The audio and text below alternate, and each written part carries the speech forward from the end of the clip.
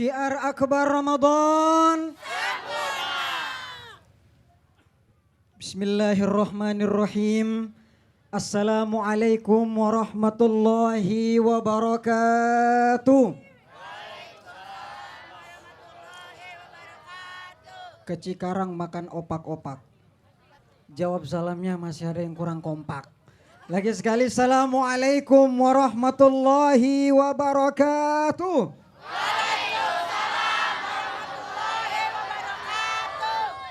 Ada 3 orang yang boleh tidak jawab salam.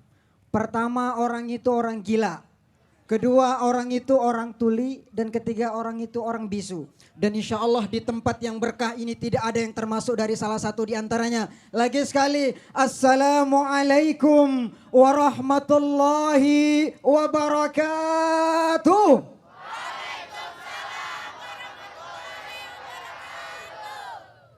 Mantap. Alhamdulillah. Allahumma salli salatan kamilatan wa sallim salaman tamman ala sayyidina Muhammadin alladhi tanhallu bihil uqad wa tanfariju bihil qurab wa tuqda bihil hawaij wa tunalu bihil ragaib wa husnul hawatib wa yustasqal ghamamu biwajhil karim wa ala alihi wa sahbihi fi kulli nafhatin wa nafasin bi'adadi kulli ma'lumin lak amma ba'du. Bapak-bapak dan ibu-ibu semua, apa kabar? Sehat? Bapak-bapak lagi sekali yang di belakang yang ganteng-ganteng, gimana kabar? Sehat? Di dalam ibadah puasa ada sebuah peristiwa besar yang kita kenal pada saat ini pada tahun 2014.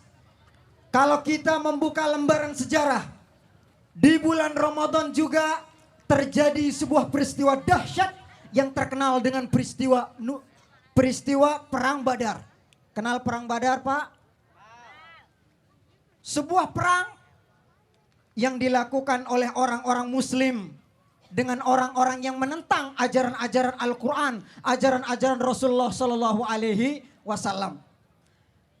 Bapak-bapak dan ibu-ibu serta para pemirsa di seluruh tanah air yang saya cintai. Ada bapaknya Islam, ada anaknya kafir. Kenal nggak siapa? Siapa nama Nabi itu? Nabi Nuh. Kemudian ada orang suaminya Islam, istrinya kafir. Tahu nggak siapa itu? Nabi Lut, pintar. Kemudian ada orang pemimpinnya Islam, rakyatnya kafir. Di mana itu? Gak tahu ibunya. Ada orang yang nenek moyangnya Islam, lahir negara-negara besar, lahir tokoh-tokoh besar, lahir para nabi di sana. Itu di negara mana? Di negara Palestina, subhanallah. Kok Gaza? Sama Gaza, Bu, ya. Kalau kita melihat sejarah, Bu, di Palestina itu lahir beberapa nabi-nabi besar. Nabi-nabi, bahkan telah disebutkan di dalam Al-Quran bahwa Palestina adalah merupakan salah satu tanah yang suci. Tapi kenapa sekarang terjadi pertumpahan darah? Ketika kita membaca data, pada akhir-akhir ini ribuan nyawa melayang. Di Indonesia pada saat ini kita sedang cengenges. Sementara teman-teman kita yang ada di Gaza sekarang lagi merintih kesedihan. Makanya ibu-ibu, ada satu ayat di dalam Al-Quran Allah berfirman. Bismillahirrahmanirrahim. Lemas amat. Ya ayyuhan nasu inna khalaqnakum min zakarin wa unsa wa ja'alnakum su'uban wa qabaila